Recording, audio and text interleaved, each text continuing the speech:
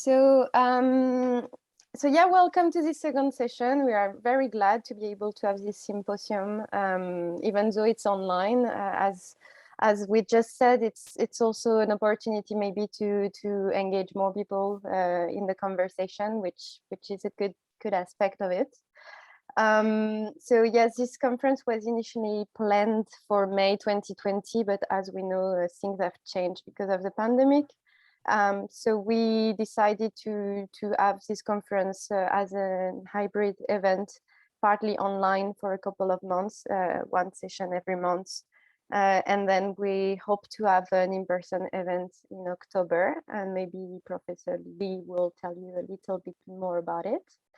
2022 is a good year to have this symposium and this conversation, because for us at Birkenet Bark, it is the 175th anniversary of the Bark, and we have a program of celebration for the whole year.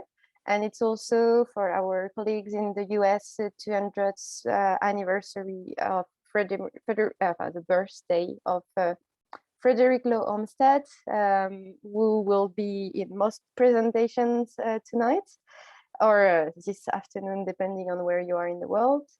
So in the end, I think it's quite a good timing, and I hope you will enjoy the session. Just a few house rules. So please, if you could keep your microphone muted when you are not presenting. If you have any question, you can write them in the chat. I'll be checking the chat. Otherwise, you can raise your hand and I will write in order, and we will take all the questions at the end of the sessions. We will have 15 minutes for the conversation. And now I will leave the floor to Professor Robert Lee. Thank you, Marie, and thank you for all your hard work in pulling all this together. The first session I thought went extremely well, apart from a technical issue. And we have a panel of 4, I think, outstanding speakers this afternoon. And I can see already a high degree of synergy and theoretical linkages, which focus on transmission processes and adaptation. So without any hesitation, I'd like to start by introducing Assistant Professor Theo Eisenman from the University of Massachusetts Amherst, who's published some really interesting work that I've read. And he's going to talk today on Olmsted green infrastructure and the evolving city.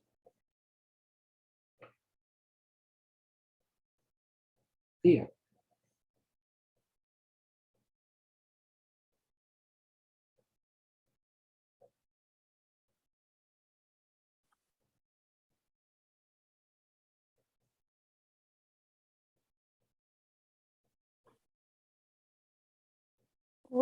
I think we see the presenter view instead of just the slide.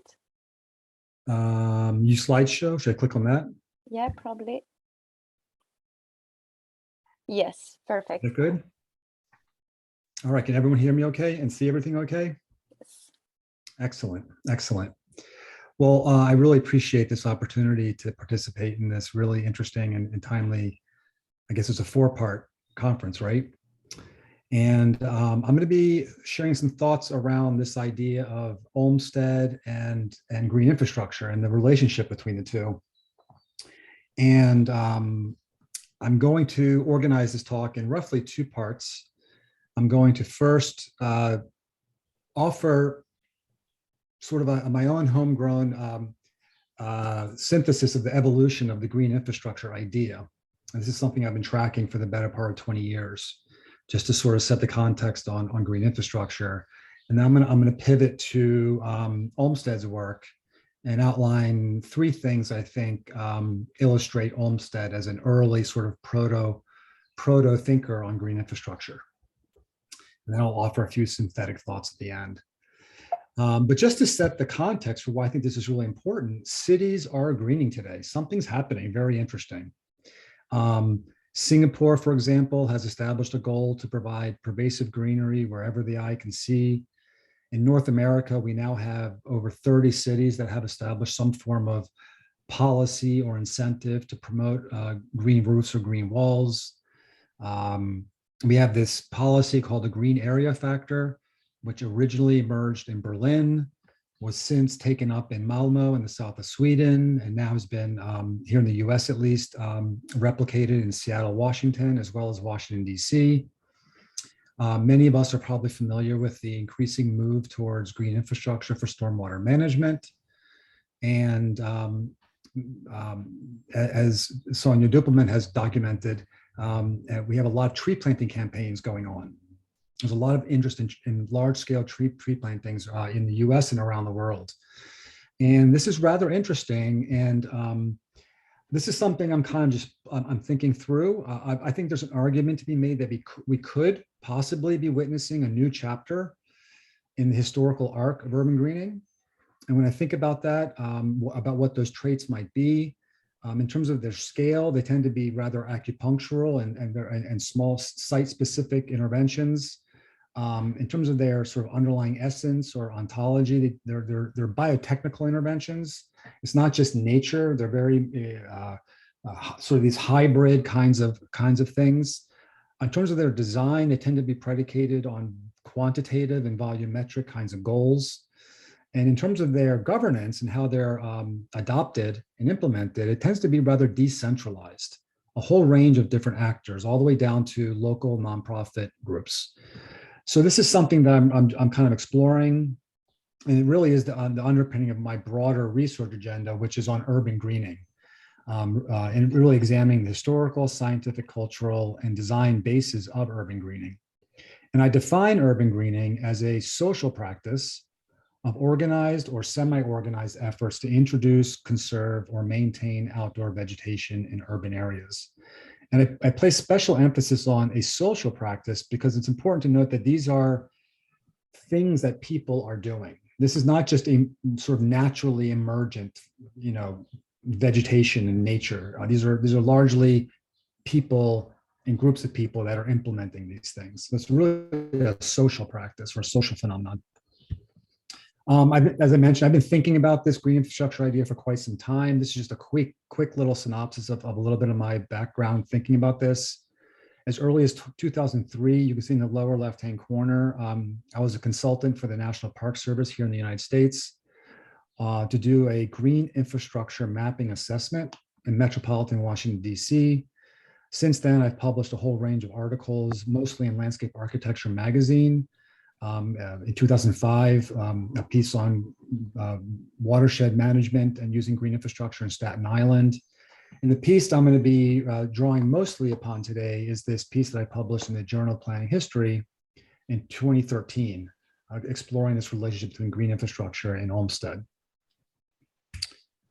So, a quick history of the green infrastructure idea.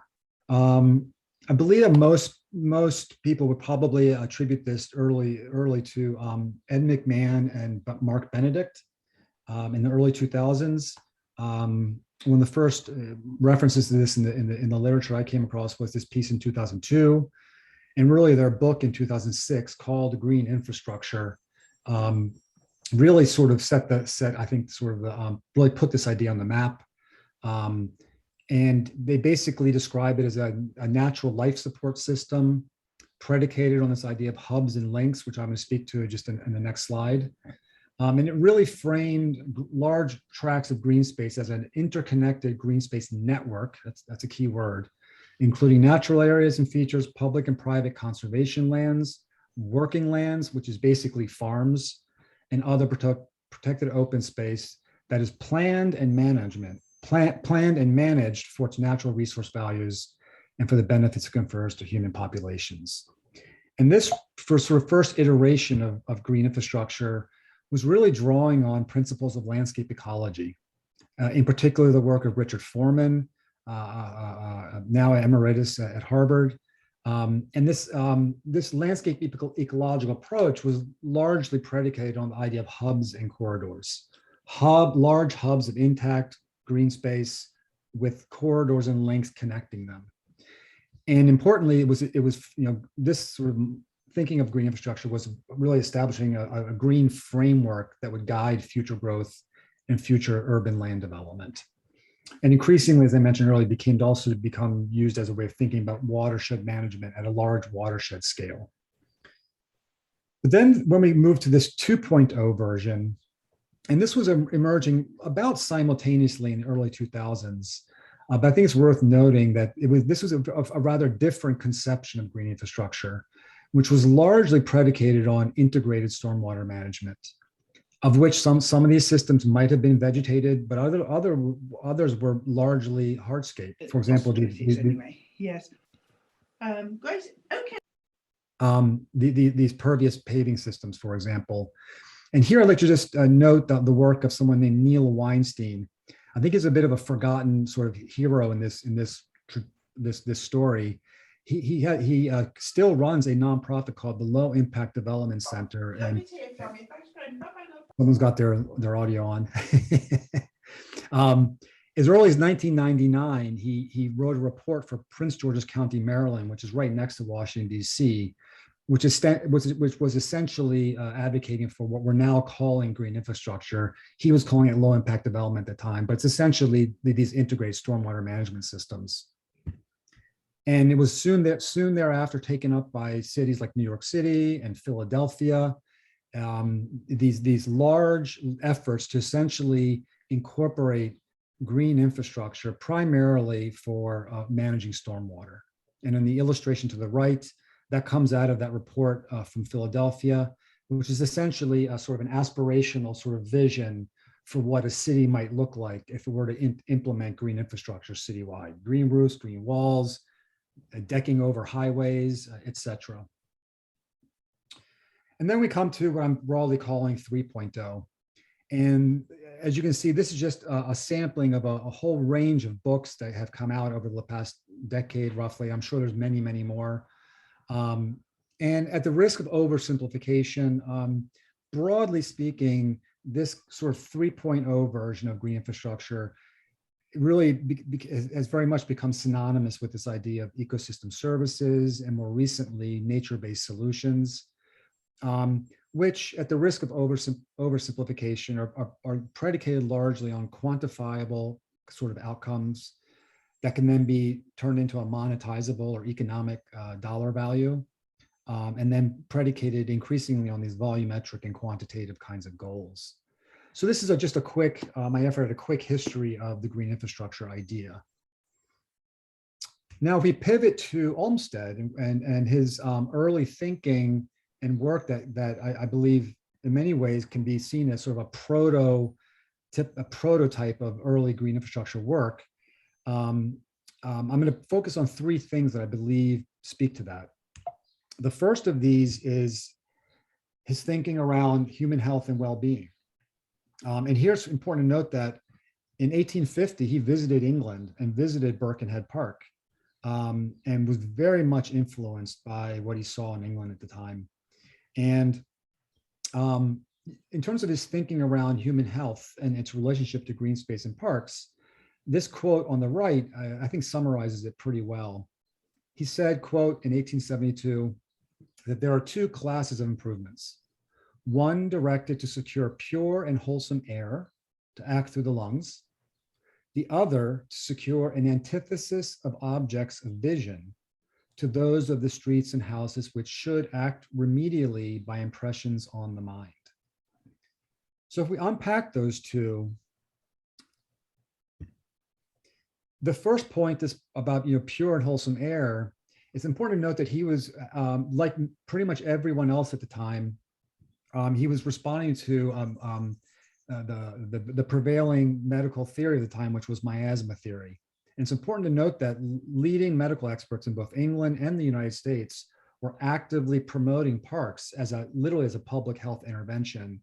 But it's worth noting that they were doing that primarily within the sort of the era of miasma theory, which basically held that disease was caused by noxious vapors in the air.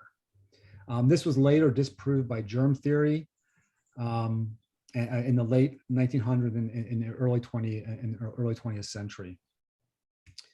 If we then pivot to the second of his sort of theoretical bases, I believe we can basically say that he had a very intuitive theory of nature contact benefits that was just drawing on his intuitive sort of impression. And it's important to note that over the last 3 decades today, a century on from Olmsted, we have roughly 3 decades of evidence now essentially largely proving that to be true. We consistently see reduced stress, improved mental health, and increased social cohesion through well-maintained green spaces. A second point that's worth noting in this conversation on green infrastructure relates to the idea of environmental restoration. And here there are 2 well-known projects in Boston for which, at least here in the US, many landscape architects are quite familiar. One is this project called in the Back Bay Fens, and the other is Muddy River. And these are both connected in a larger system called the Emerald Necklace. And at the time, both of these were experiencing sanitary and flooding problems. And what Olmsted did at the time was, instead of using a hard sort of engineering solution to this, he used a landscape-based approach. And in the case of the Fens, developed what some have described as the first effort to actually create a constructed wetland. In the case of the Muddy River, really did what we would today maybe describe as riparian restoration, and did this in a way that was also serving its purpose as a public park. In the case of this interconnected system, it's being described by many as perhaps the first greenway as well. And then a third point of interest as it relates to green infrastructure is, and perhaps this is one of the aspects that Olmsted gets least recognition for, but is arguably one of the most important, is his whole thinking around comprehensive urban planning. As early as 1870, he called for a, quote, comprehensive and impartial study of cities. And only a few decades thereon, we would see over 100 comprehensive plans in the United States in the early 20th century. So he was really foreshadowing that kind of comprehensive thinking around city growth. And importantly, he said in 1870, quote, a park exercises a very different and much greater influence upon the progress of a city in its general structure than any other ordinary public work. And in many ways, I think this really speaks to that original vision of green infrastructure that goes back to McMahon in the roughly 20 years ago. And this is well exhibited in both Buffalo, New York, which you can see in the image in the upper right, and in Boston, the Emerald Necklace. Both of these park systems have really helped to shape the overall form and growth of these respective cities. So as a few concluding thoughts here, I believe we can find that Olmsted's intuitive understanding of the psychological and social benefits of nature contact have been largely validated by 3 decades of empirical research. And here I'll just point briefly to this thing called the nature diet pyramid by Tim Beatley. And the basic idea here is that you have at the neighborhood scale going all the way up to the regional, national, international scale, different kinds of doses of nature contact that can be achieved. And I find this quite compelling. Second, his early efforts to restore environmental processes while also creating public parks, I believe, was somewhat precedent setting at the time. Using public parks to create a network of green space to guide future urbanization exemplifies green infrastructure as a city planning strategy. Now, in built-up cities today, that might be a little bit more difficult to achieve, but when we think about the emerging large cities of Africa and Asia, this could be especially relevant. And then lastly, I didn't touch on this earlier, but I just wanted to emphasize this point because I think it's often misunderstood about Olmsted. Olmsted really embraced urbanization. I think that's not understood by a lot of people because he had this kind of naturalistic pastoral aesthetic, but he was an avid supporter of the urbanization process. I try to avoid long quotes, but this one, he says it as well as anyone could. In 1871, he said, quote, to avoid prolonged discussion of the question thus suggested, I will refer but briefly to the intimate connection which is evident between the growth of towns and the dying out of slavery and feudal customs, of priestcraft and government by divine right. And here he's talking about the transition to democracy, essentially. The multiplication of books, newspapers, schools, and other means of popular education. Here's talking about the increasing rates of literacy and political participation. and the adoption of improved methods of communication, transportation, and various labor-saving inventions. Here he's largely speaking about the role of urbanization as part of a larger sort of civilizing kind of process. So with that, I'll close, and I guess maybe we'll be taking questions at the end of all four, or however you want to do it. But thank you very much. Thank you ever so much, Theo. It was a fascinating presentation, and Olmsted just comes across as someone who really had a very clear vision about the way society as a whole wanted to develop. But we'll come on to questions at the very end of the four presentations. Okay. And now I think we're turning to Heidi Hillman. Hello. Hi, Hello. can you hear me? Yes. Hopefully, indeed. okay. And there is a clear Olmsted link here, but I think your focus is going to be on Horace Cleveland. And you're going to talk about the transmission of green infrastructure to Minneapolis between 1869 and 1900. I'm looking forward to that very much. Okay, so I'm hoping, oops. Can you guys see this? I've got screen sharing is paused, which is not so good here. I'm not sure why it's paused. We can see it. Oh, you can see it? Yes. Okay, I am screen sharing. Let me go to full screen here.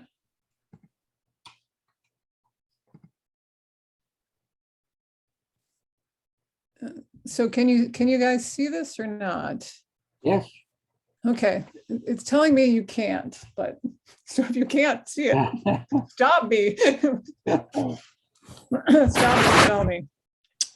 Okay, I've got an errant cat that is doing strange things. I'm going to talk today about the transmission of green infrastructure in the 1800s, late 1800s, early 1900s. So I'm using green infrastructure a little bit differently than Theo was, but I think everybody can handle that. And I'll be looking at it as the transmission and transformation of these processes as they move from Europe to the United States. I'm going to talk about firsthand experience, books, reports, legal precedents, economic practices that fueled this transmission, and how this transmission actually led to what you were talking about at the end about planning, and how green infrastructure becomes a planning process in some US cities, and Minneapolis, I think, is a good example of this. So first, an orientation for Europeans who might not be familiar with the Midwest. Minneapolis is located in the middle of the United States. It's part of the twin cities of Minneapolis and St. Paul, which are divided by the Mississippi River. The Minneapolis system is largely heralded, not necessarily well known outside of the Midwest, but it annually wins a lot of Trust for Public Land Park score competitions. It's also a very large system. It's comprised of 3,600 acres of land, 1,400 acres of lakes and waterways, mostly lakes, and 26 miles of parkways, reduced from about 73 because streets were incorporated at one point, but we'll just go with 26 right now. The system, which was proposed in 1883, is largely credited to H.W.S. Cleveland. He hailed from the East. Nad Nietzsche has written a couple of wonderful articles about his transcendental connections. And after a slow-moving start as a landscape gardener in the East in 1869 at the age of 59, Cleveland moves to Chicago, where he hopes to become more successful. And in the Midwest, he works on cemetery subdivisions, railroad towns, laying out towns. And he begins to envision Minneapolis beginning in 1872, when he goes to Minneapolis to give a lecture, which is so successful, St. Paul asks him to come, and he gives the same lecture in St. Paul a couple days later. This lecture forms the basis of his book, Landscape Architecture as Applied to the Wants of the West, which was published in 1873.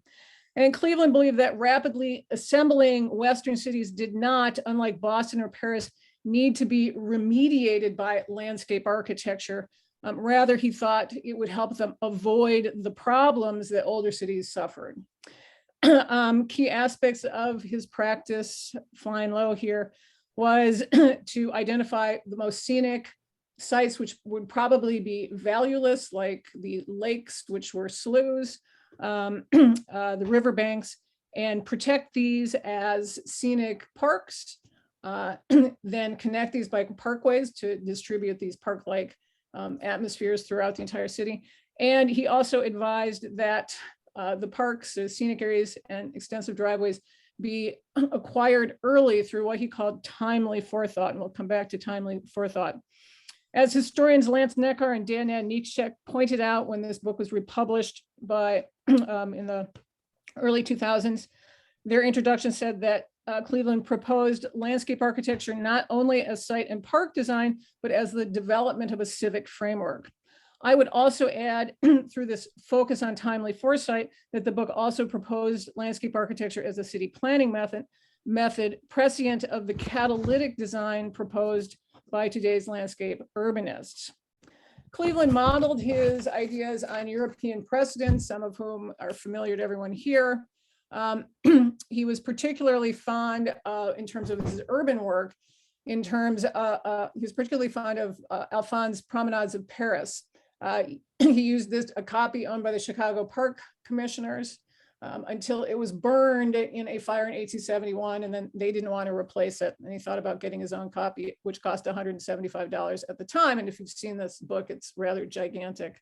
To the best of my knowledge, nobody acquired it again. He also used this one, which I think is interesting because I don't know that Cleveland spoke French. And he quotes Robinson extensively, Parks, Promenades, and Gardens of Paris, in all of his lectures and in many of his proposals.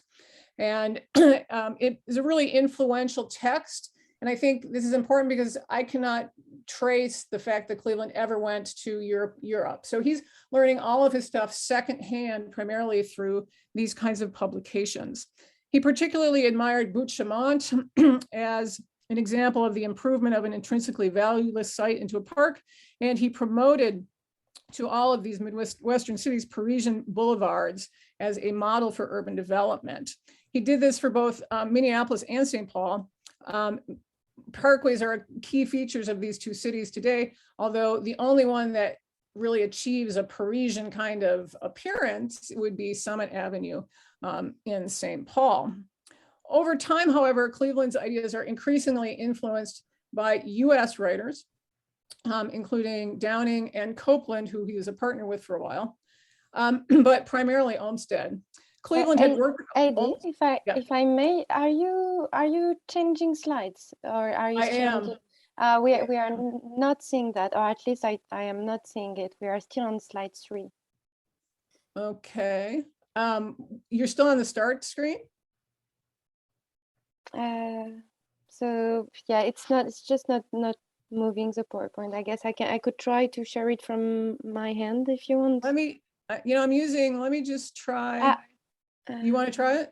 Now we are on Les Promenades slide. Slide 13. Yeah, can you see, you are seeing that now? Yeah. We see slide 13. We missed 10 before, I'm afraid. You missed all of the slides previously? Yes. That's a bummer. I mean, I understood everything, so that should be fine. Excuse me? We understood everything, so that should be fine. Yeah, okay. So the illustrations are good. So can we actually, are you advancing now around 15? Yeah. Okay, 16. Okay. Olmsted, we up to Eastern Ocean Parkways. I'm just going to use this. It seems to not like the full screen. Okay, so we're back to Cleveland and Olmsted worked together in 1868.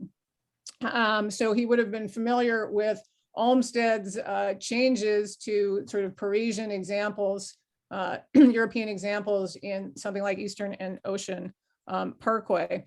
As Cleveland began to design in Chicago, working again on some of Olmsted's planning projects, he began to implement some of these ideas at Drexel Boulevard in Chicago as well.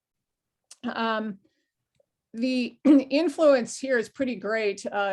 Cleveland describes himself as a foot soldier to Olmsted's landscape architectural artillery, and says that nobody can, no man in the country can do it so well or would be listened to with so much respect.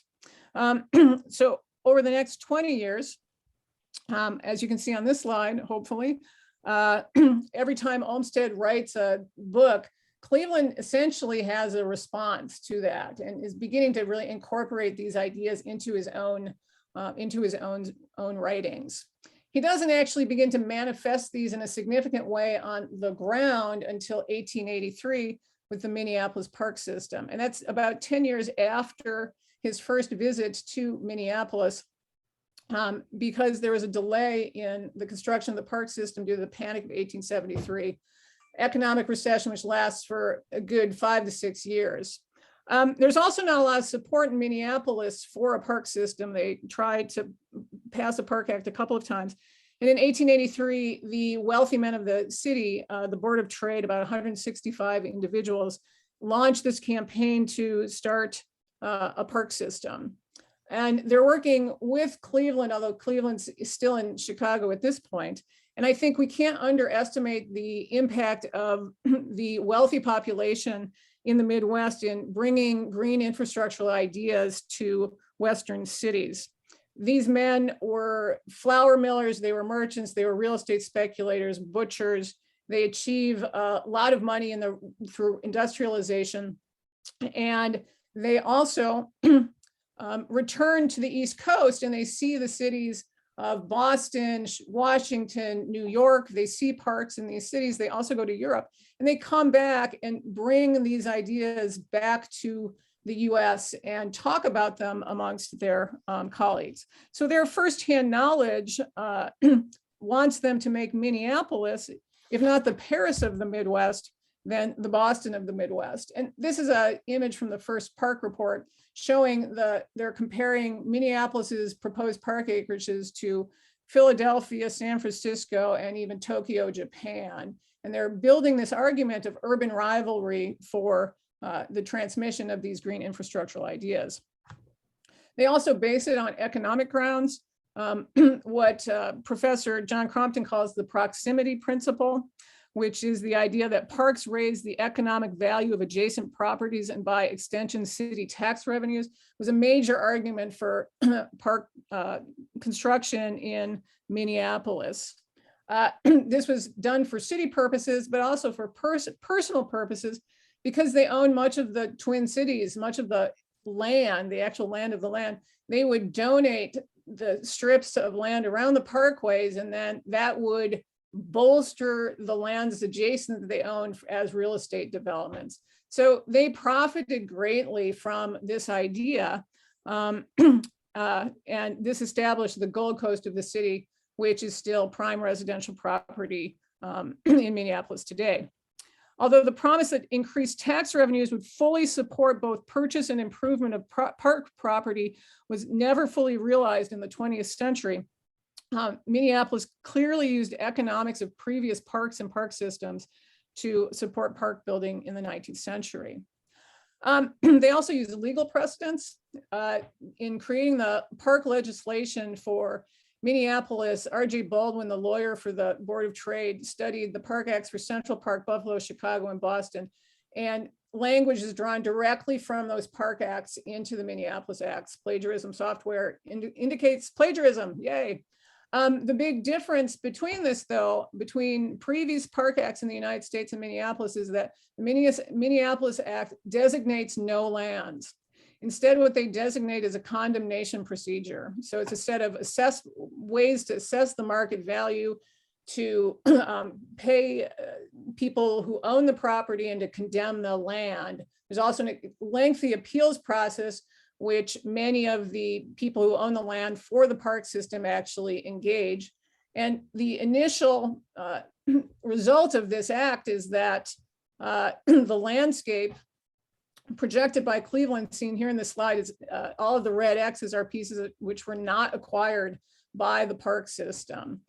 For Cleveland, the worst part of this was the loss of the yellow line there, which is the Crosstown Boulevard, which is in the densest part of the city, which interestingly enough is in the area where George Floyd was murdered.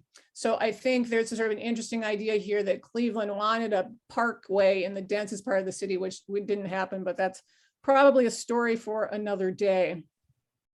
The other effect of it in terms of planning, we had the loss of lands, but this is perhaps minor because the ongoing legal and economic powers granted to the park board established it as an independent body with the ability to plan and project for the future. Previously, only the city council could plan for takings, right? So they have this economic power, which allowed them to build a much, much larger system, as you can see here. So the red is Cleveland's proposal, the green is the eventual extent of the Minneapolis park system. So they ended up being much larger. The system was able to expand in the same way that road and sewer systems were conceptualized and built. And it in fact co-evolved with these other forms of infrastructure as seen here, where trolley lines, which are highlighted in yellow and orange, became essentially the radiating boulevards of Paris and terminated in the ring of the park system on the edge of the city. As innovative as this legal system was and changed the sort of idea of the system or green infrastructure as initially envisioned, Olmsted continued to have an impact on the system into the well into the 1880s after the system was established. And Olmsted's own ideas were changing as well. And with the design of the Boston Park system, Olmsted had developed, in the words of historian Ethan Carr, quote, an urban vision of integrated transportation, sanitation, and recreational infrastructure based in response to regional landscape systems. His ideas on this idea were largely published in the report on Franklin Park, which Cleveland called the best essay on the subject that I know. Cleveland urged the park commissioners to read it. We have a record that we know at least one, a park board president, actually did read it. And I think we can see the impact on this development of these changing ideas in this, where we go from Buffalo with this sort of straight line, more Parisian style boulevards to Boston and the Muddy River to Minneapolis, where the system's much more expanded, but retains those curvilinear forms, which is because they are being affiliated with natural systems, not with a street grid system. I think we can also see that here in a comparison between the Muddy River in Boston and the Minnehaha Parkway in Minneapolis, where you can see sort of similarities in the formal strategies taken on by Cleveland.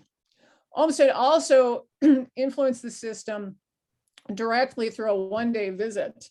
He came en route to going to a job site in San Francisco, and much to the park board's dismay, he refused to comment on how great their park was and their developing system was, and instead he commented on what park commissioners should be doing. And he said that they were supposed to lead public opinion and to plan with timely foresight, once again.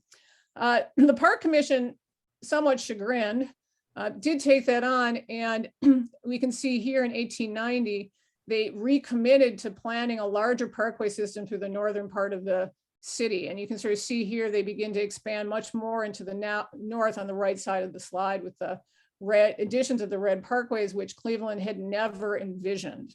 And in fact, the focus on using parkways to plan the city continued well into the 20th century as the park system became the armature around which residential districts were platted.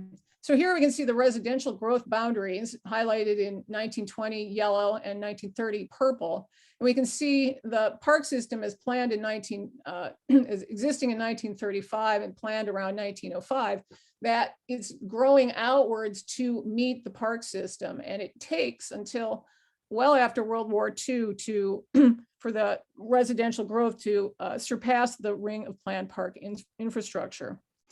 This is an interesting map to me in that it refutes to some degree historian David Schuyler's ideas that, quote, neoclassical civic form supplanted the mid-19th century vision of a natural landscape, in which he implies that green infrastructure had lost its impact on the American city by the 1920s, subjugated by ideas of the city beautiful. Schuyler's viewpoint might be true if we believe that park development in the United States ends with Olmsted, but it didn't and it doesn't. The case of Minneapolis demonstrates that green infrastructural ideas of Olmsted and Cleveland continue to be played out well into the 20th century as an evolutionary and institutionalized planning process, not as parks, as physical infrastructure only, but also as an institutional and evolutionary planning method, so that things could actually change within the system because you weren't specifying the land specifically. Cleveland believed that landscape architecture applied to the West would be different than landscape architecture in the East. And I believe that additional historical studies of Western cities like Minneapolis, we could look at Denver, Madison, Oklahoma City, will show that it has, allowing us to further our understanding of the time, meaning, and impact of park design on the US city. Thank you. Thank you very much, Heidi. That was a fascinating portrayal of developments, I think, that many of us on this side of the Atlantic don't really know all that much about, and certainly the key figure, Cleveland, is not really known in Britain. Can we then turn to an outstanding British scholar, Paul Elliott from the University of Derby? He's published extensively on trees, the British Arboretum with Watkins and Daniels, and British urban trees, a social and cultural history. And he also, I'm glad to say, contributed to our special volume on Edward Kemp a few years ago. Today, he's going to talk about trees, largely, I imagine, the transatlantic park, treescapes and arboriculture in Britain and North America, from 1840 thereabouts to 1920. Paul.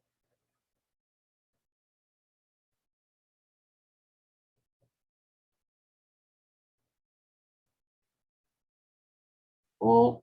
Right, I've unmuted, that's first thing. Second question, same as everybody else. Can everyone see the slides? Yes. Yeah, good, Okay. good, that's a good start. I've only got a few slides, they're mainly just pictures, so you don't have to look at me, but pretty pictures of parks and things like that. Anyway, I'm really glad to be here, and the first paper's it's absolutely fascinating, and having this kind of transatlantic conversation seems very apt, because that's in a way the subject of my paper, which is Transatlantic Park. It's about treescapes and arboriculture in Britain and North America. The dates are somewhat different from what was advertised, just because what I'm going to do is sort of give it a bit of an amalgam between an article I've just done for Arnold, of course, the magazine of the Arnold Arboretum, and some broader work that I've done on this question, broader sort of work. I haven't quite decided what to do with it, whether to expand it further into a book or to publish it as various other papers. Anyway, so what I'll do is I'll just read out the start of the sort of larger material. Of course, we're in 2022, and two public arboretums on either side of the Atlantic celebrate their 150th anniversaries this year, a date which, as many of you will know, of course, also marks the anniversary of the establishment of Arbor Day in the United States by J. Sterling Morton in Nebraska. At the opening of the Lincoln Arboretum in August 1872 in Old England, grand civic ceremonies were attended by local worthies, and some 60,000 people, including 20 young ladies, all attired as fairies, and a fairy queen carrying wands representing the past, whilst the classical and biblical scholar Christopher Wordsworth, nephew and executor of the poet William Wordsworth and Lord Bishop of the ancient seat, in full episcopal and scholastic attire, read a specially composed prayer alluding to the Garden of Eden and humanity nurtured like fruitful trees engrafted in Christ. At around the same time in Boston, New England, with no fanfare but much portent, an agreement was made between the trustees of a bequest from James Arnold of New Bedford and the president of Harvard University, Charles William Eliot, that an arboretum be established on Benjamin Bussey's former farm in Jamaica Plain, which was willed to the university for use as an agricultural college in 1842, and once amongst the lands of the Massachusetts tribe, as we know from archaeological finds on the site. The new arboretum was to cultivate all the trees, shrubs, and herbaceous plants, either indigenous or exotic, which would grow on the West Roxbury site, which formally became part of Boston in 1873. And over the next 25 years, supported by Harvard University's professor of botany, Asa Gray, and the funds accruing from Arnold's bequest, the Arnold Arboretum grew into a major research institution, a systematic tree collection, and public park under the directorship of Charles Sprague Sargent. Designed by Sargent and the eminent US landscape gardener Olmsted, who we've heard so much about already, the Arboretum was laid out and planted in picturesque fashion, melding landscape park with systematic tree collection and retaining most of the site's natural woodlands. In 1882, the Arboretum was bought by Boston City Council and leased back to the university for 1,000 years. Integrated into the city's interlinked park system that we've heard about, and accessible to academics, students, and the general public, as sections of carriageway were completed from 1886, Arnold Arboretum became preeminently an agricultural research centre, an arboricultural research centre, I'm sorry. And it's interesting because 1872 is also, in some ways, equally, if not more significant for Lincoln Arboretum in Britain, which was in a much more finished state than Arnold Arboretum in the US. And of course, it took some time for Arnold Arboretum in the US to be fully integrated in the Boston park system over a period of decades, whereas those civic ceremonies were very much there right from the start, as we've seen in the case of the Lincoln Arboretum, designed by landscape architect Edward Milner, and of course established on a site that was formerly part of the, or close to the Roman city and the cathedral, a place of pilgrimage for centuries and thousands of years. It was a civic, rational, recreational venture and public park, which was also laid out as an arboretum with sorry, yeah. Yes, I'm afraid it's like Heidi, your PowerPoint is not moving. Are you still on the first slide? Yes, I'm going to move on with the slide. Okay, so that's good. Sorry, yeah, I've been a bit No, boring. you are on the presentation slide, right? Yeah, I will move on quickly, actually. Yeah. Okay, so, sorry. Yeah. So.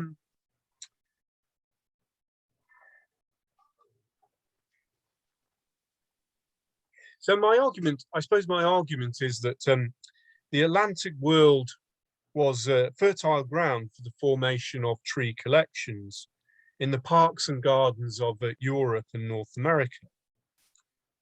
Of course, the vast forests of North America, with their seemingly boundless numbers of trees, many new to European science, inspired the formation of tree collections in these places, particularly from the 18th century.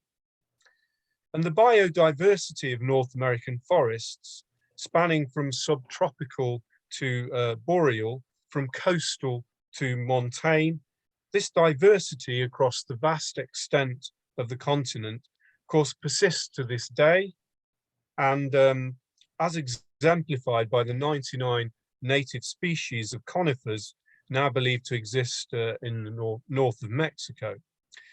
And by contrast, Britain and Ireland have only 3 native species of conifers and in general, fewer native trees.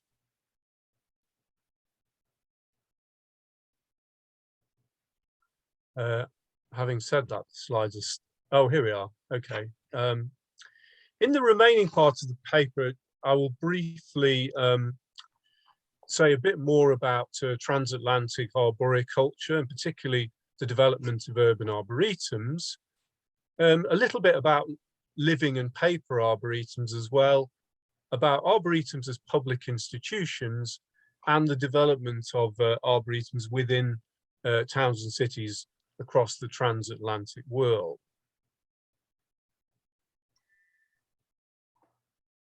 So transatlantic arboretums arose from a combination of tree collecting for parks and gardens and systematic planting in places like physic and botanical gardens. And American trees played a really important part in this process. They were often, of course, collected together during the first half of the 19th century in places known as American gardens. And the enthusiasm for collecting American trees was encouraged on both sides of the Atlantic by publications such as Mark Catesby's Hortus Britanniae Americanus, published in 1763, which emphasized the value of these plants for timber, shade, fragrancy, and beauty, and actually argued that American trees were superior in that sense to the native British varieties of trees. And many American trees and plants were brought over to Britain and Ireland in the colonial period and beyond, in the early decades of the United States, especially through the work of botanists, plant explorers, and settlers, who also brought trees across the continent of North America, of course, including both American and British kinds. And plant collectors, people like Bartram, for example, were crucial to the creation of transatlantic arboretums and came to be seen as heroic figures. Of course, nursery companies were also crucial to this as well, and the publication of botanical works and arboricultural works, such as the Scotsman John Claudius Loudon's Arboretum et Fruticetum Britannicum that you can see here. And in many ways, Downing is a key figure, and he's often described as the US Loudon. And of course, he was somebody who inspired Olmsted, as we've seen.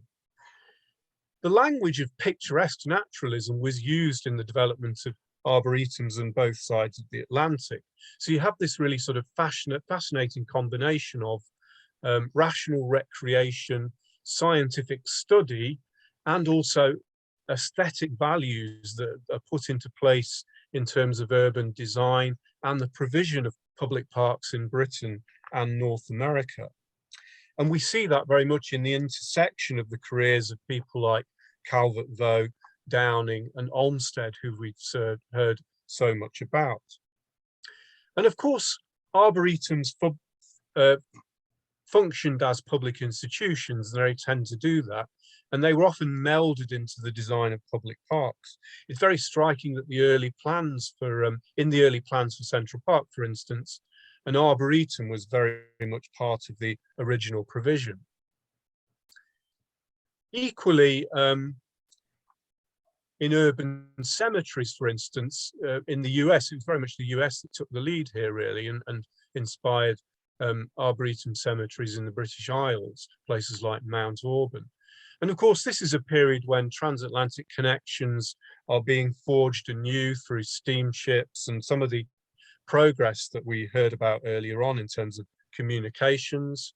Places like West Laurel Hill Cemetery, with their picturesque but also systematic collections of trees and plants, were important kind of model institutions, as were places like Loudon's Derby Arboretum, which was much visited by landscape gardeners, nurserymen, writers on from the North America and also from Britain.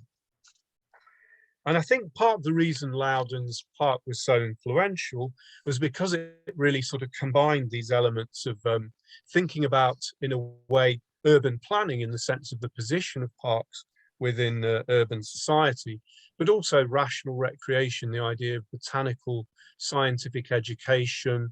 And of course, for many others, there was a religious dimension to this as well, including to the person who funded the Derby Arboretum, Joseph Strutt, who came from a Unitarian dissenting background.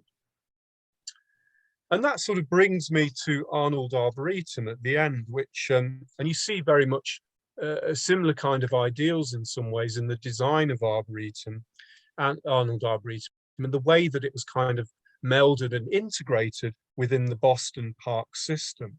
To conclude, in 1860, have I got a couple of minutes to conclude, or would it be useful? Yes, that's right. Is that okay? Yeah, okay.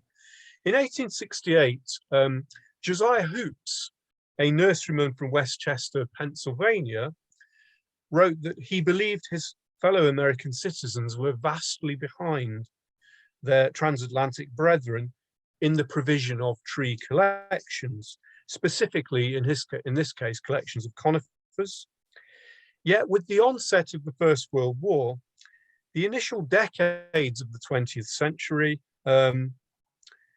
presented significant challenges for arboretums and gardens in Britain, particularly in urban areas. Many arboretums, certainly in Britain, were established on country parks and estates, which experienced a period of decline because of the general problems faced by the wealthy landed elites. And British public arboretums, urban arboretums in places such as Derby, Nottingham, Lincoln, Ipswich and Walsall effectively stopped being maintained as systematic tree collections for educational and scientific purposes, and became indistinguishable in many ways from other forms of public park.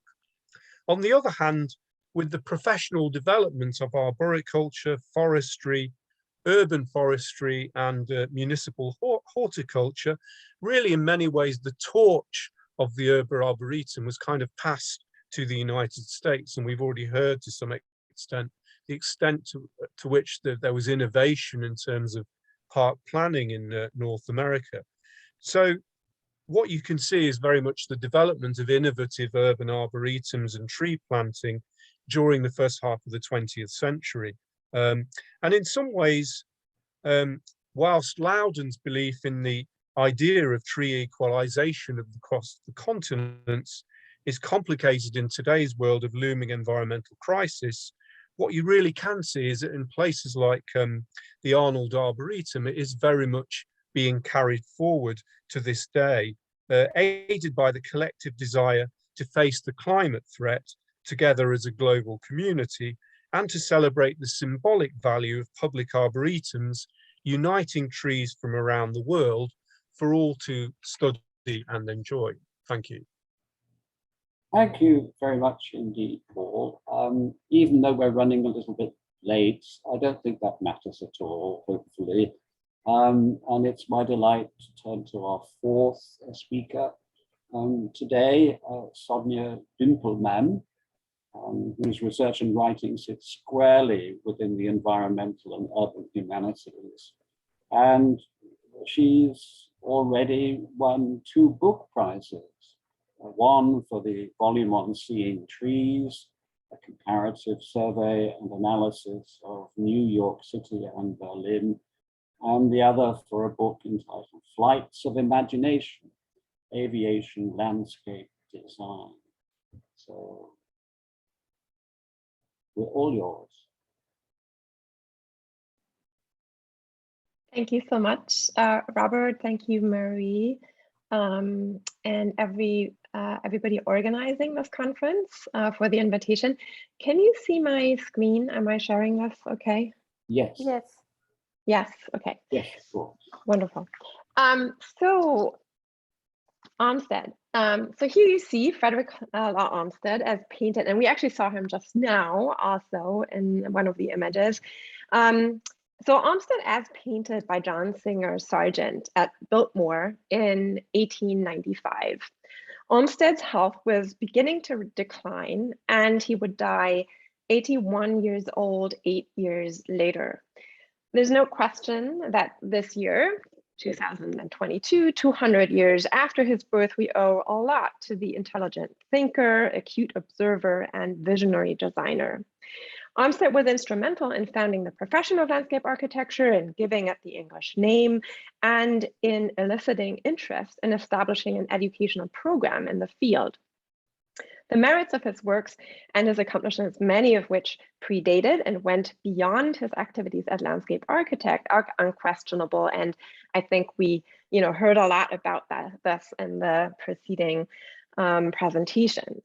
But those milestones in the history of the field are only parts of a much larger story, of course, a story that involves figures like Uncle Jim Lawson, who was born 1 year before Olmsted into slavery in Maryland, and Aunt Charlotte Ann Lawson. And both of these figures, and initially slaves, from the 1840s onwards, lived and worked on the Windsor plantation in Alabama. In the next 15 minutes, I'll aim at shedding some light on the relationship between the field that Olmsted came to stand for, landscape architecture, and its rural roots, including agriculture, whose labor force in much of the United States during Olmsted's time was enslaved. And by focusing on the early years of landscape architectural education in the US, I hope to reveal and explain some of the causes of today's struggles in diversifying the field of landscape architecture. Now, so as you see, I'm not dealing transatlantically with this topic at the moment in this presentation, but I'll stay in the US. And systemic racism has tragically governed all education in this country throughout its history, and yet landscape architecture, or landscape gardening, as it was still called in the second half of the 19th century, played a special role in maintaining and enforcing racism. Not only did the early landscape gardeners consider landscape gardening a means to encourage colonial settlement in the young United States, but landscape gardening's special status vis-a-vis the history of racism is based upon the fact that the field's constituting practices, planting, shaping, and working the land, were also carried out by enslaved Blacks and formed part of the livelihoods of the suppressed and displaced indigenous peoples. So in various ways, this history is connected to Olmsted and his trailblazing work. Olmsted himself had run a farm on Staten Island. He observed and wrote about slavery in the South. And once the idea for the establishment of agricultural colleges, later called land-grant institutions, circulated in the mid-19th century, he became involved in this initiative in two ways. He participated in discussions about the foundation of land-grant institutions through the Morrill Act that finally came to pass Congress in 1862, and he consulted on and designed the grounds for some of the first land-grant institutions. For Olmsted, publicly supported schools and institutions of higher education were one of the foundational pillars of social reform and civilization. He was therefore concerned about creating an educational environments that were conducive to a comprehensive education that included physical outdoor recreation and would foster a sense of community. However, the land that Olmsted was designing in the early land-grant colleges and the funds that were used to establish them through the Morrill Act derived from the federal government's violent taking of Native American and territory, basically land, sorry.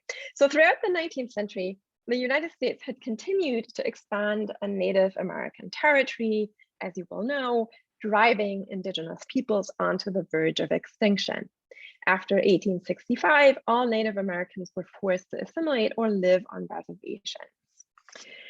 Olmsted's attitude towards members of indigenous tribes and his position on slavery and African Americans was ambiguous.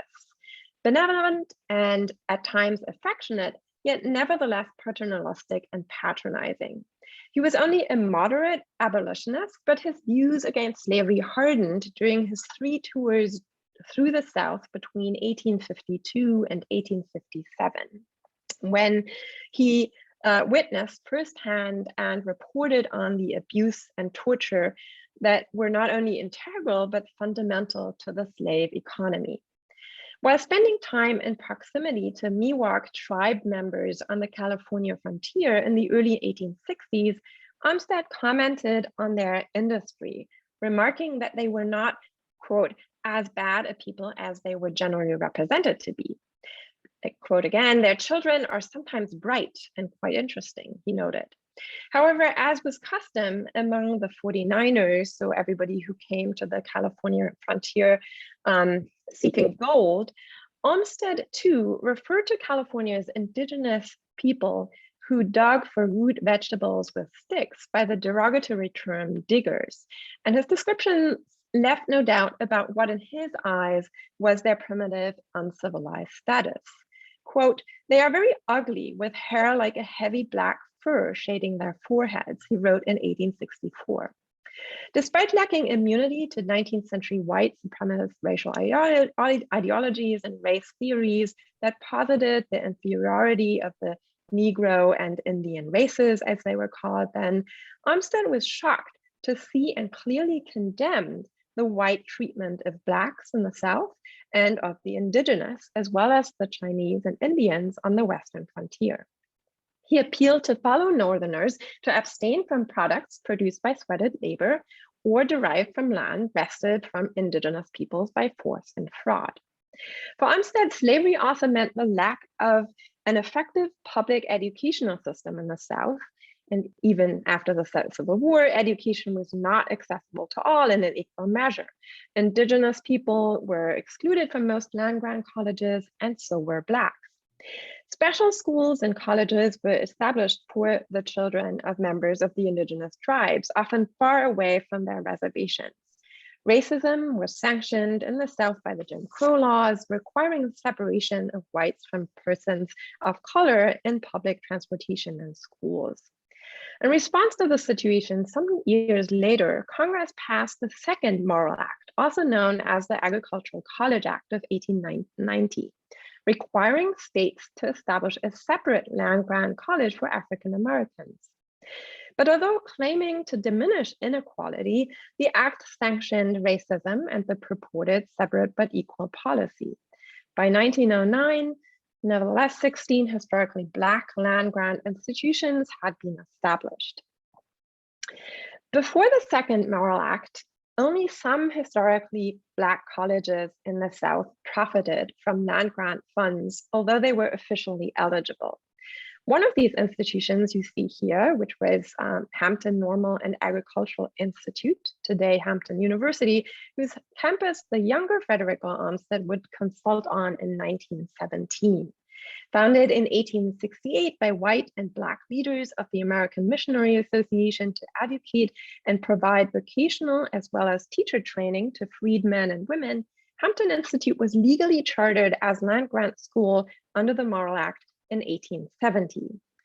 As other land-grant institutions, horticulture and gardening classes were foundational for both female and male education at Hampton. In landscape gardening classes, students learned how to design outdoor yards and grounds surrounding buildings. Teacher training included the establishment of school gardens, and the science curriculum also included the soil science and botany. Hampton's emancipatory yet paternalistic and patronizing industrial education that was meant to civilize without providing a higher, more academic education firmly kept African Americans in a socially and politically subordinate position, upholding white supremacy. It also disregarded many African American vernacular practices of horticulture and home and yard layout and care. Hampton Institute extended its education to members of indigenous tribes in 1878. And beginning with a group of former military hostages, it forcefully sought to educate Native Americans so that they would assimilate. Although unique in its biracial student body, the Institute was part of a system of schools for Native Americans established on and off the reservations after the Civil War, through which the United States sought to oppress and destroy indigenous culture, including its agriculture and manifold practices for the cultivation, harvest, stewardship, and gathering of plants. The Institute's assimilation and acculturation practices also became apparent in the prototypical garden design illustrated for educational purposes in one of its leaflets that you see here. And I'm not going to go into kind of the details of this because we're on a tight clock. I'm happy to speak about this later. So you will have to kind of trust me on this. But one of Hampton's students was Booker T. Washington, who became a prominent leader in the Black community and the first director of the private Tuskegee Normal and Industrial Institute, which was founded in Alabama in 1881. At the time, Black leaders, patronizing reformers, missionaries, and philanthropists disagreed on the approaches to African-American education. The missionary societies who supported many early Black institutions promoted the classical liberal philosophy of education, a stance that was defended steadfastly beyond the Reconstruction era by W.E.B. Du Bois. He demanded equality and aspired for Blacks to become leaders transcending white supremacy. In contrast, once the opportunities for African-American higher education had diminished with the end of Reconstruction, Booker T. Washington supported colleges' general tendency to turn away from the classical model towards the industrial training model. He argued that African Americans should concentrate on the practical arts of manual labor, as this was the work that was available to them. According to Washington, accommodating white supremacy and accepting white leadership could be a way to raise African American status. At Tuskegee, horticulture, including landscape gardening, began to be taught in 1895. Considered a landscape handicraft, courses in landscape gardening and home ornamentation were of a practical nature and taught within the Department of Mechanical Industries. Students were also able to sign up for a practical course on the improvement of grounds, participating in laying out, grading, constructing and planting their own campus, besides receiving basic training in industrial and mechanical drawing. They were taught by David Williston, Tuskegee's superintendent of buildings and grounds, whom Washington had hired in 1902 as chief landscape gardener. Williston had graduated from Cornell University as one of the first Black students in 1898 with an agriculture degree, including classes in landscape gardening. At Tuskegee, he soon also became the director of the department of the newly founded Department of Landscape Gardening, passing on to future generations of Black students knowledge in the field, including design. Girls and young women were taught vegetable and ornamental gardening, as well as floriculture in separate horticulture and agricultural courses. And Tuskegee's educators believed that female students trained in these subjects could contribute to their current and future homes' improvement. And perhaps one transatlantic fact here is that Booker T. Washington traveled through Europe, and he actually visited at the end of the 19th century Swanley Horticultural College, and his idea of extending education to, and especially horticultural education to women, actually stems from his visit to Swanley, where he saw that it at the time was predominantly women who were being instructed. So while Black leaders and institutes were struggling to make the best possible education available to Black citizens, Frederick Armstead was struggling to find the most appropriate name for his profession. Although he repeatedly questioned his own title throughout his career, by the late 1880s, he had finally come to terms with landscape architect, as it, as he said, better carries the professional idea and makes more important also the idea of design, end of quote. And he went on to suggest how gardener includes service corresponding to that of carpenter and mason, architect does not. Hence, it is more discriminating and prepares the minds of clients for dealing with professional principles. Besides signaling designers' increased confidence and the move from craft to profession, landscape architecture also appeared to better capture the increasing breadth of spatial planning the designers were carrying out in their urbanizing and modernizing nation. It did, Olmsted argued, portray more poignantly the public nature of much of the new professionals' work. Landscape architects were, as Olmsted explained, managers of public works, of which landscape was the chief element. When discussions about the affiliation of landscape architectural education arose at Harvard at the end of the 19th century, Olmsted's former apprentice and close collaborator, Charles Eliot, made it clear that landscape architecture belonged to the School of Design and not to the School of Horticulture. In 1896, he advised Harvard's overseers to connect any courses in landscape architecture with instruction in the other arts, and particularly in connection with architecture. Following this recommendation and responding to the shift from a rural to a more urban nation, in 1900, Olmsted's son, Frederick Olmsted Jr., together with his assistant, Arthur Shircliffe, established an undergraduate landscape architecture degree program within Harvard's Department of Architecture.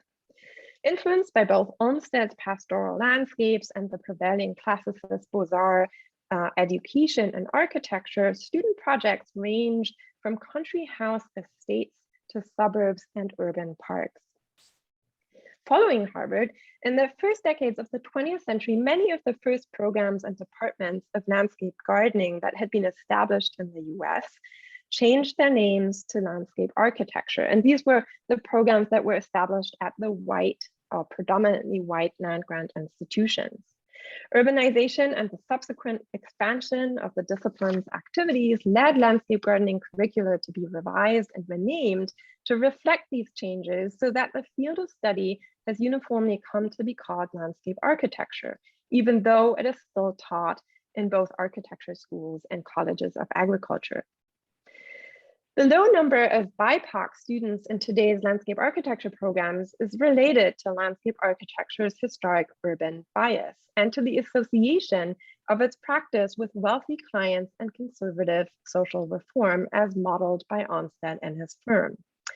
Although landscape gardening and design were integral to the education of Black college students trained according to the Hampton-Tuskegee model, that is, as teachers and skilled laborers in agriculture and industry, this model hindered access for Black and Indigenous students to university education in landscape architecture. Where Washington, Williston, and other prominent Black innovators created opportunities for Black emancipation, white supremacists sought to hinder and control. One result of this paradox was that courses in landscape gardening became a means by which to empower Black and Indigenous Americans on the one hand, and simultaneously a tool by which to suppress the vernacular garden cultures and traditions for inhabiting the land. Supported by white supremacists who feared the political power of African Americans and Native Americans, even as they recognized the need for agricultural workers to sustain the Southern economy, the Hampton-Tuskegee model embraced students' agrarian origins and discouraged the acquisition of skills necessary to urban survival in a rapidly modernizing nation. Thank you. Thank you ever so much. That's facets of the Olmsted story that has hardly ever been touched upon. So I'm very grateful for your contribution.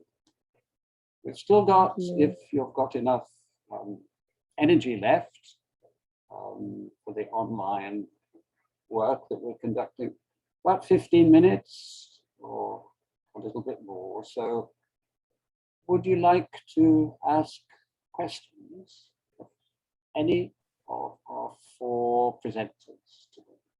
So unless I missed any hands up during the presentation, I haven't seen any on my side, but if you have any, please raise your hand or write in the chat.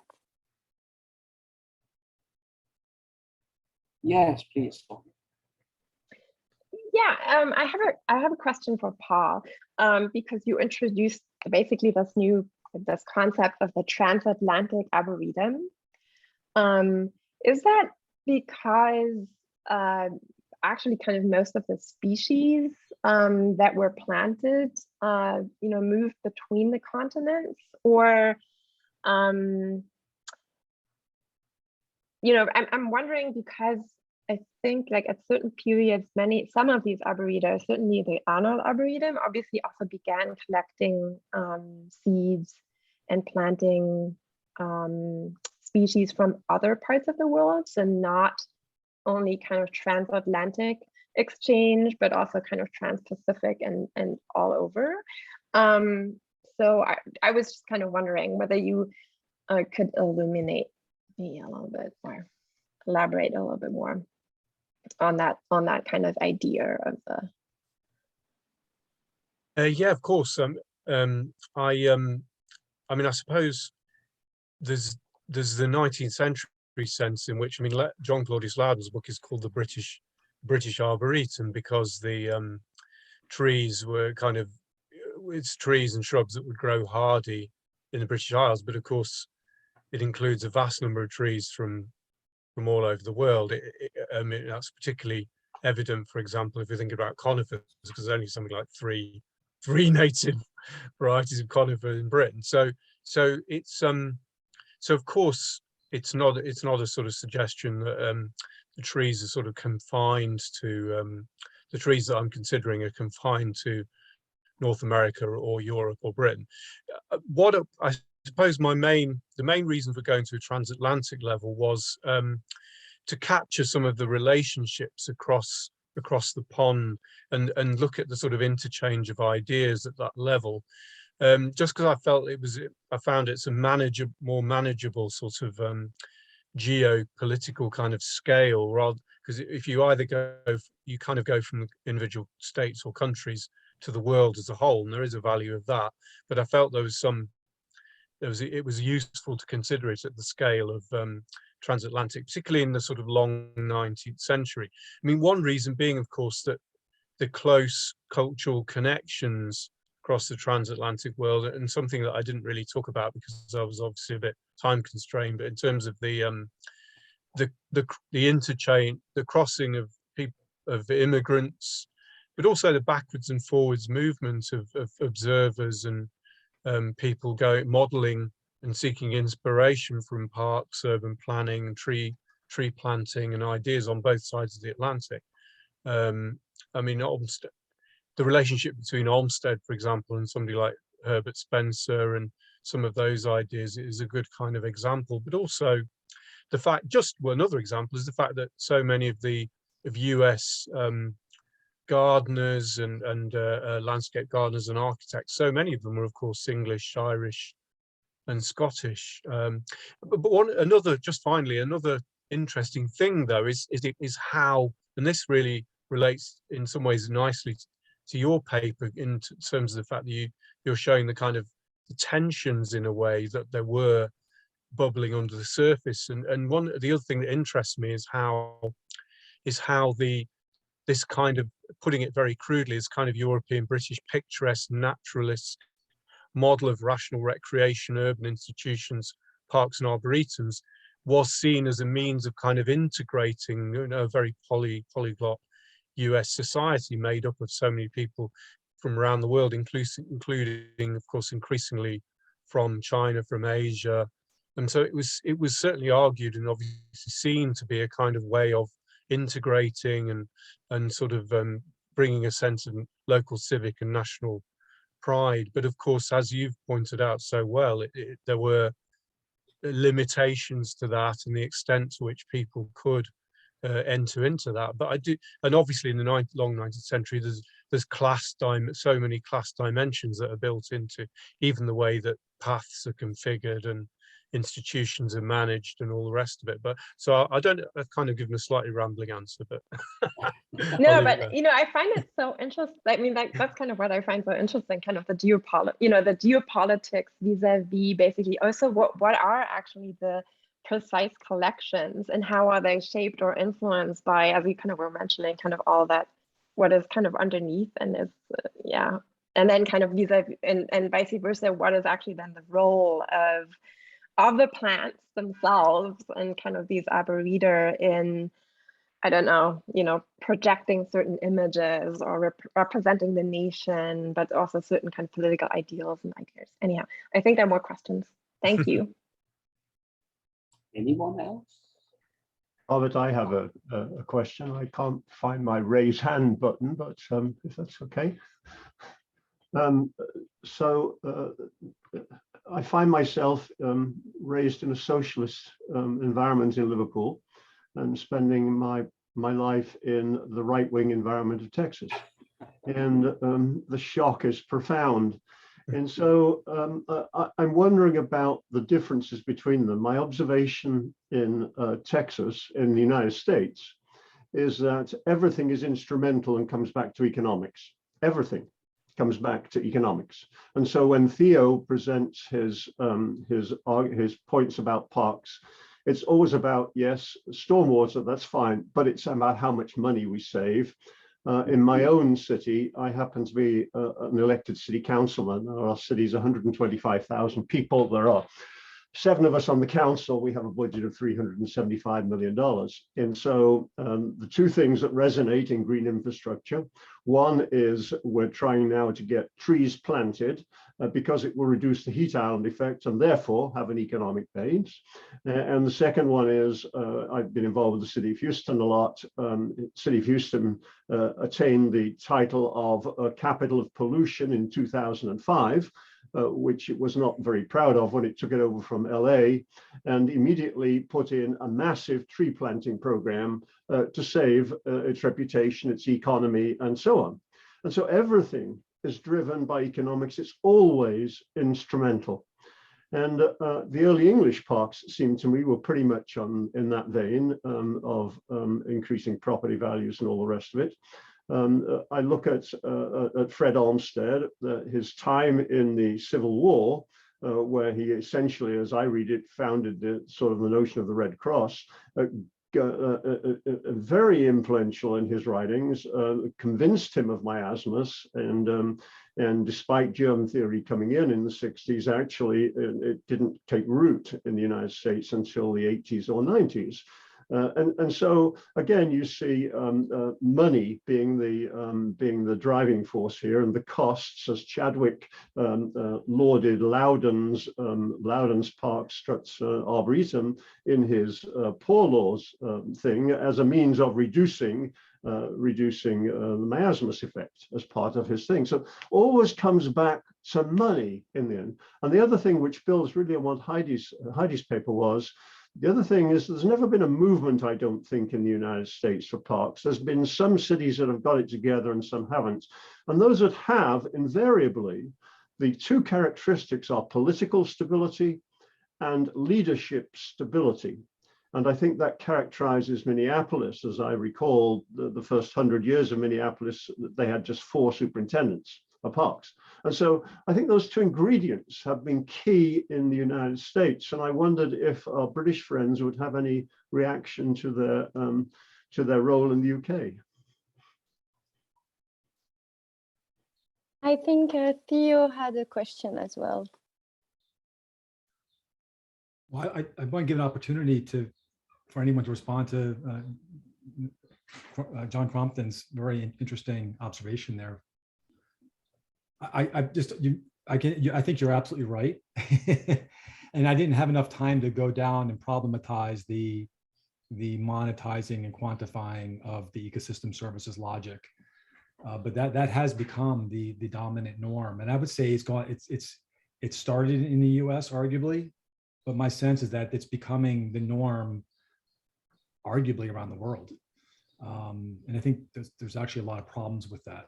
I can give just one concrete example that's very close to the work I'm doing, specifically on urban tree planting campaigns. A lot of these campaigns are using that kind of logic as the underpinning. And what that basically means is you're only going to get these large volumetric quantitative benefits if you plant large shade trees as much as possible.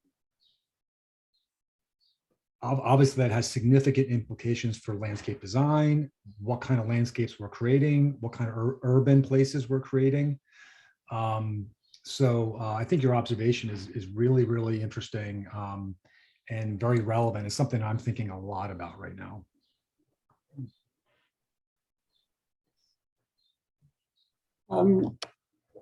They were visionaries, weren't they? And yet I've always suspect that the evidential base for what they were claiming that the green infrastructure would deliver is never really examined or explained, you know, particularly, Theo, when you talk about, it was only from the 1990s that people recognized the interrelationship between nature and the green infrastructure and reduced stress and improved mental health. There was no real substantive effort in the mid-19th century through until the acceptance of bacteriology to really begin to test out whether in fact these assertions, these visionary assertions, had any significance. And yet, presumably, they believed that fellow people who made choices and decisions about investing in the green infrastructure listened to that argument without disputing it or without querying its validity. That's true. Are there any more questions? We've well exceeded our time, but I think we've had a good time. I've certainly enjoyed it, and I've seen very smiling and happy faces, and there's been a good exchange. And there's been a real synergy throughout these 4 presentations, and I'm very grateful to all 4 of you for contributing in such a positive manner.